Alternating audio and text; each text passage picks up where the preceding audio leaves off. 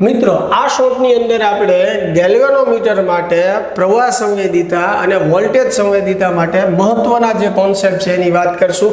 સૌપ્રથમ પ્રવાહ સંવેદિતા જે છે એને આપણે phi/I વડે દર્શાવીએ છીએ। એકમ પ્રવાહ દીઠ ગેલ્વેનોમીટરનું કોણાવર્તન જેનું સૂત્ર જે છે NBA/K છે।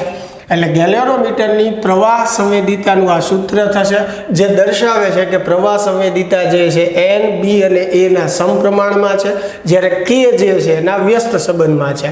ગેલ્વેનોમીટરની પ્રવાહ સંવેદિતા જે છે એ ગૂંચળાના અવરોધ પર આધારિત નથી। શેના પર આધાર રાખે છે? N, B, A અને K પર। શેના પર આધારિત નથી?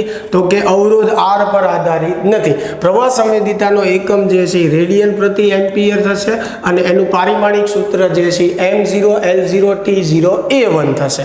તો આ પ્રવાહ સંવેદિતાની વાત થઈ। સેમ એવી રીતે વોલ્ટેજ સંવેદિતાની વાત કરીએ તો એનું સૂત્ર થશે phi/V બરાબર NBA/KR।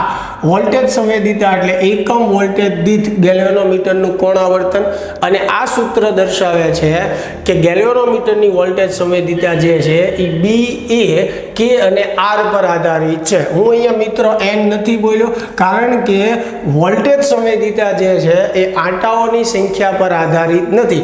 જેમ આંટાઓની સંખ્યા વધશે એમ અવરોધ વધશે, એટલે N/R નો ગુણોત્તર અચળ રહેશે।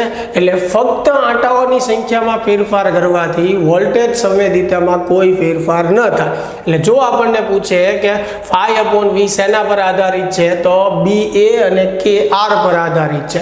શેના પર આધારિત નથી? તો કે ગૂંચળાના આંટાની સંખ્યા પર આધારિત નથી। એનું એકમ જે છે રેડિયન પ્રતિ વોલ્ટ થશે। એનું પારિમાણિક સૂત્ર M-1L-2T3 અને A1 થશે।